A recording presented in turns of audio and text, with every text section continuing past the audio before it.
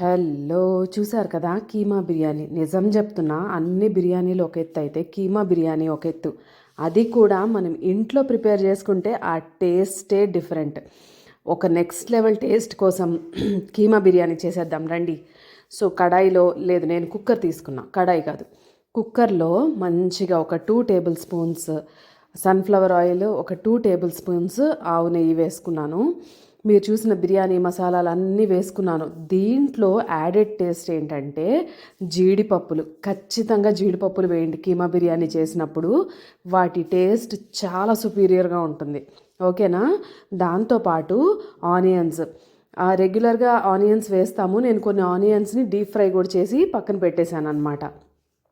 దాంట్లో ginger garlic paste వేసుకొని శుభ్రంగా పచ్చి వాసన పోయేదాకా ఫ్రై చేసుకోవడమే. అది ఫ్రై అవుతున్నప్పుడే చక్కటి అరోమా వచ్చేస్తూ ఉంటుందన్నమాట. సో కుకింగ్ ప్రాసెస్ స్టార్ట్ అయిపోయినట్టు.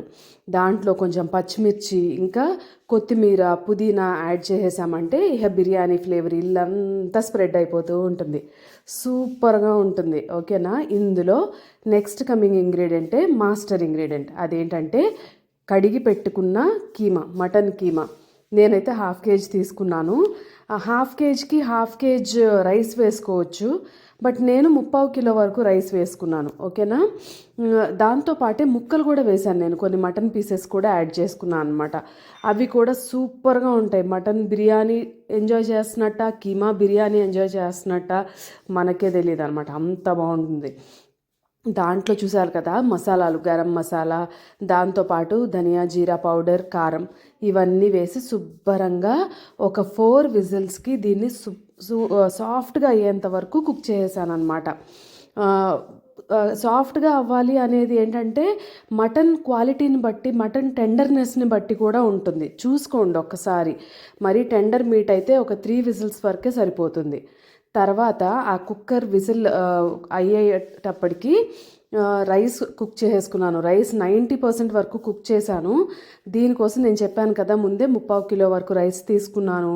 దాంట్లో 1:4 రేషియోలో వాటర్ యాడ్ చేసేసి నేను బాగా కుక్ చేసేసాను. దాంతోపాటు బిర్యానీ మసాలాలు, ఉప్పు, నూనె కూడా యాడ్ చేశాను, మెతుకులు అతుక్కోకుండా ఉండటానికి.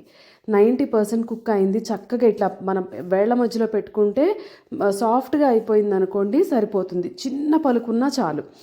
కుక్కర్లో పెట్టిన మటన్ కుక్ అయిపోయింది చూసారా. 4 విజిల్స్కి చాలా బాగా కుక్ అయింది. అందులో వాటర్ ఉంది చూడండి, అది చాలా టేస్టింగ్ ఫ్యాక్టర్ అనమాట. రైస్ మొత్తానికి ఫ్లేవర్ యాడ్ చేస్తుంది. దాని రైస్ యాడ్ చేసే ముందు నేను లెమన్ జ్యూస్ కూడా, ఒక కంప్లీట్ లెమన్ జ్యూస్ని స్క్వీజ్ చేసేసాను. ఇది చాలా చాలా అవసరం.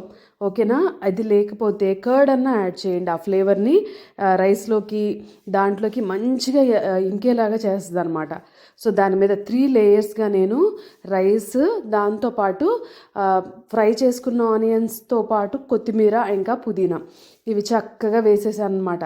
ఎందుకంటే నేను ఇది రివర్స్ చేసినప్పుడు మొత్తం కింద కుక్ అయిపోయి ఉన్న మీట్ అంతా కూడా చక్కగా రైస్లో కలిసిపోతుంది. ఇంకొక విశేషం ఏంటో తెలుసా, మటన్ బిర్యానీలో ఇది చక్కగా ప్రతి బైట్లోనూ మీట్ కూడా యాడ్ అవుతుంది అనమాట. అందుకనే నేను 1/2 కేజీ మీట్కి 3/4 కేజీ రైస్ తీసుకున్నాను. 5 మినిట్స్ సిమ్లో కుక్ చేసిన తర్వాత ఇంకొక 5 మినిట్స్ దమ్కి కుక్ చేసేసా.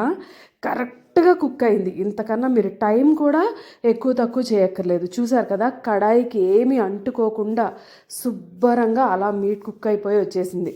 అసలు మాడింది లేదు, కింద అంటుకుంది కూడా లేదనమాట. అది ఆ వాటర్ అయిన వాటర్తోనే రైస్ కూడా శుభ్రంగా సాఫ్ట్గా కుక్ అయింది. ఇక టేస్ట్ అయితే మీరు ఆ టెక్స్చర్ చూసి చెప్పేయచ్చు ఎంత బాగుండి ఉంటుందో. ఒక చిన్న టిప్ ఏంటంటే ప్రతిసారి ఉప్పు సరి చూసుకోండి. అలానే మన ఛానల్ని సబ్స్క్రైబ్